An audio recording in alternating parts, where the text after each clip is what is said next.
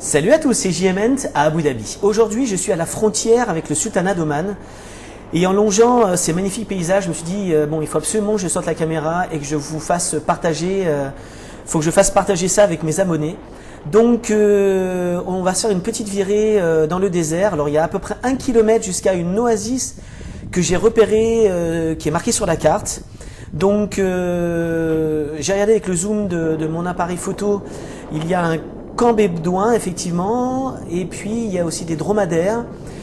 Je vous propose de me suivre, on va y aller, et puis bien sûr on va regarder si on trouve des fourmis. Allez, suivez-moi, c'est parti. Il est 11 h du matin et la température à l'ombre, je précise, est de 48 degrés. C'est un vrai cagnard, crème solaire, j'ai 3 litres d'eau avec moi. J'ai à peu près 1 kilomètre, un petit, je pense même pas tout à fait, en ligne droite ici où vous voyez l'oasis au fond. Là je vais zoomer, vous allez voir le troupeau de dromadaires. Donc je pense qu'il y a un élevage également de dromadaires. Et puis bien sûr il faut être très très respectueux ici. Si j'aperçois quelqu'un, je prends directement la direction pour aller le rencontrer et lui demander si j'ai le droit de filmer. Et puis de me balader bien sûr. J'ai pris des points de repère derrière moi aussi, puisque ma voiture, il faut toujours que je l'ai en visu sur la piste. Et puis bien sûr pas s'égarer, parce que là, les dunes se ressemblent et puis il n'y a pas besoin de marcher des heures et des heures pour claquer, parce que c'est une chaleur torride. On arrive au troupeau, j'aperçois personne, et puis je vois un petit tas de quelque chose devant. Je ne sais pas ce que c'est, je pense que c'est des crottes de dromadaire. Et puis peut-être là, on va pouvoir trouver des fourmis. Allez, suivez-moi.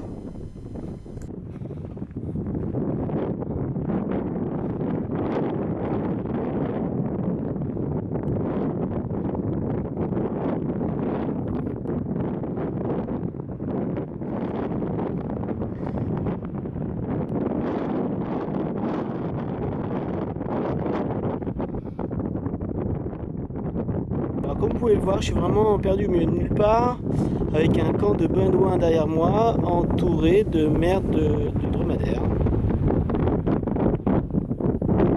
Je pense qu'ils les font sécher pour faire peut-être du combustible, quelque chose comme ça. Par contre, j'ai bien regardé, pas une fourmi, pas une fourmi. Ah mais c'est fou toi, tu me fais penser à quelqu'un. Ah mais pareil. Bon, je donnerai pas de nom, hein.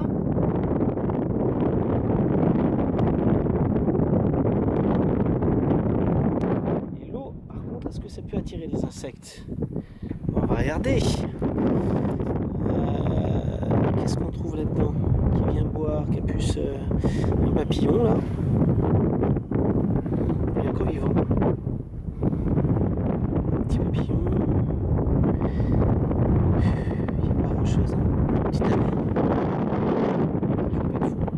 C'est une petite abeille.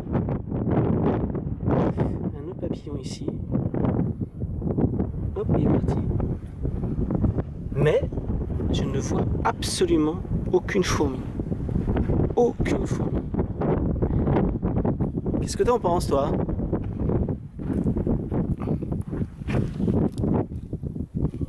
Bon, là, il y a un point d'eau.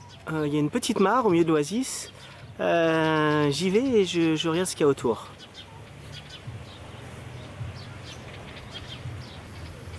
Alors ça, ce sont des tentes typiques émiriennes.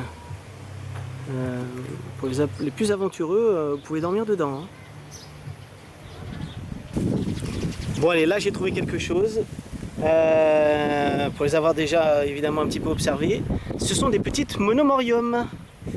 Alors là, ça c'est cool.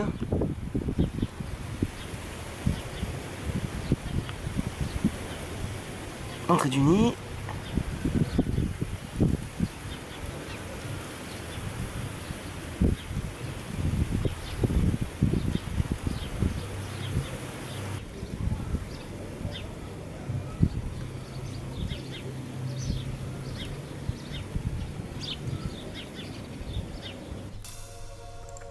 Oui, je sais, ça fait du bien hein, quand ça s'arrête le vent.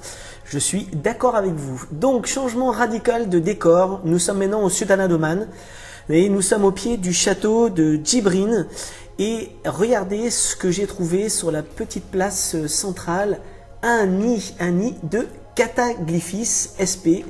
Noire brillante avec des majors énormes, très actives, magnifiques. J'ai pas pris le temps de prélever un spécimen pour le regarder et étudier exactement ce que c'est parce que des Cataglyphis entre les Émirats et puis Sultanat d'Oman, je crois qu'il y en a plus de 20, donc c'est gros travail. Mais j'ai pris le temps de vous les filmer quand même et elles sont magnifiques, elles étaient très vives. Je me suis amusé à leur jeter des petits morceaux de nourriture, donc ben voilà, elles se jetaient dessus. Et voilà, j'ai pris vraiment plaisir à vous les filmer.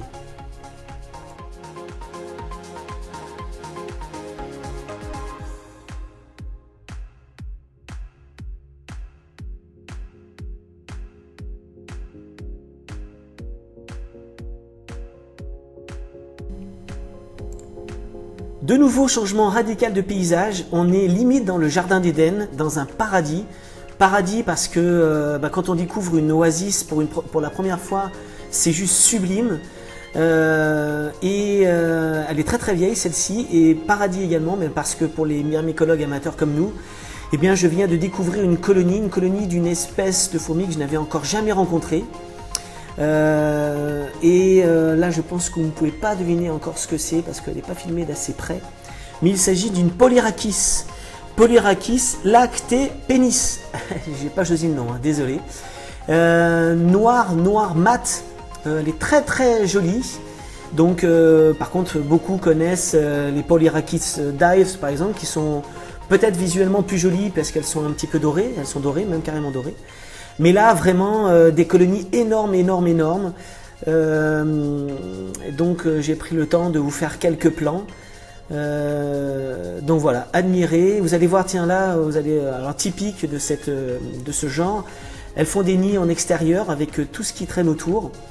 Donc il y a beaucoup de vidéos sur YouTube de Polyrhachis dives par exemple.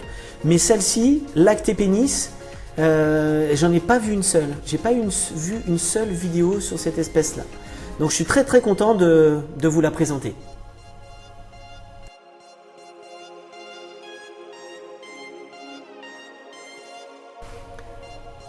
Très rapidement, je voulais juste vous montrer la répartition de cette espèce de Polyrhachis. Donc on retrouve jusqu'en Inde et dans toute la péninsule arabique.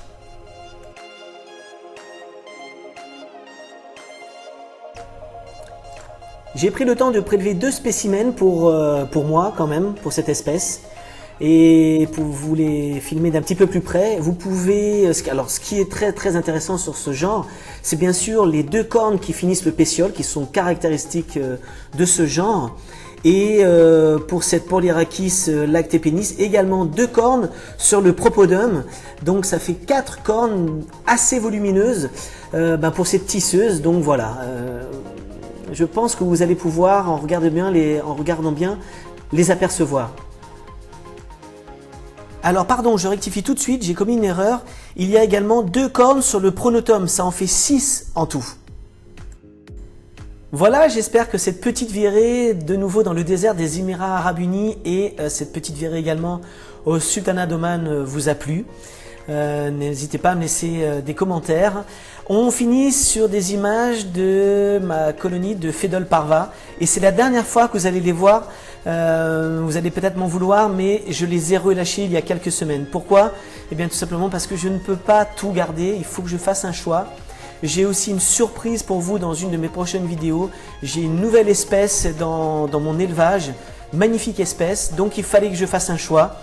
La colonie avait explosé, vraiment ça marchait très bien. Bon comme toutes les fédoles, il n'y a pas de mystère, c'est plutôt facile. Mais ce nid que vous voyez là en bleu est déjà utilisé par un autre genre, je l'ai rebranché.